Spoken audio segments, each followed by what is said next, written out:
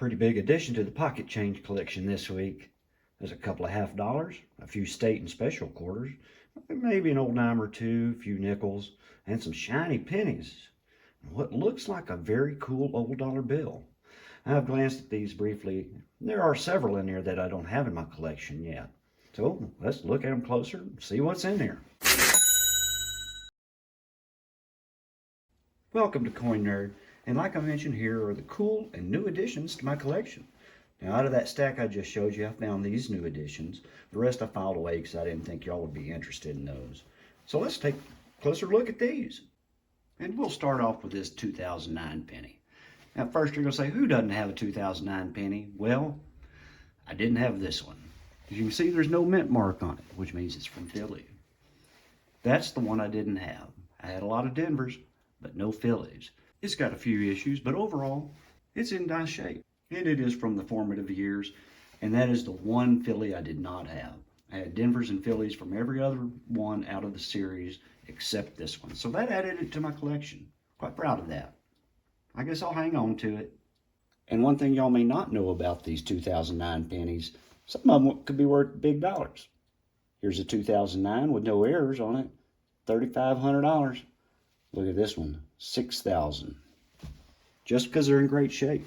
That's why I keep my pocket change, y'all. And moving on to that dime, another one I didn't have, no mint mark from Philly, 1969. I do have two D's, but I do not have a Philly.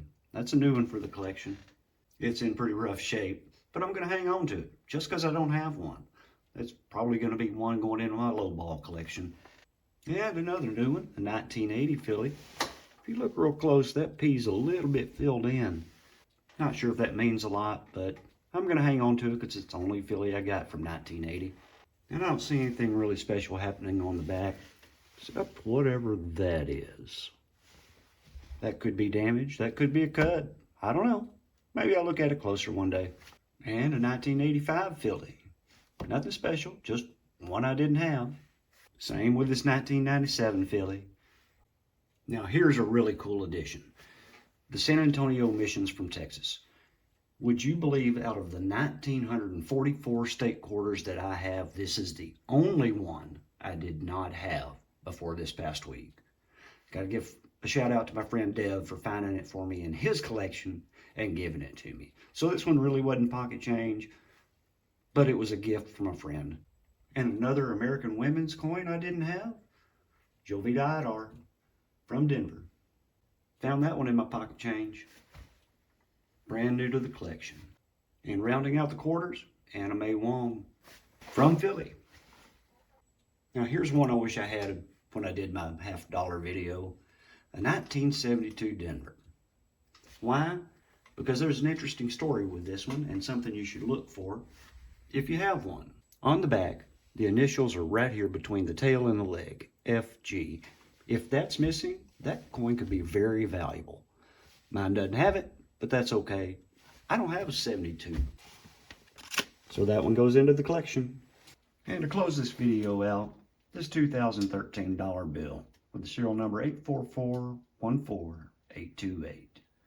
Now this thing on the fancy serial number checker has a coolness index of 97.7. That is probably one of the highest that I do have for the coolness. Very cool because it has two triples, 8s and 4s, and all of the digits in that serial number are powers of 2. I guess that's how they figure it's very cool. Anyways, just something I'll hang on to. That's a good buyer's poker bill. Anyway, thank y'all for watching Coin Nerd. Hopefully the next video will be better.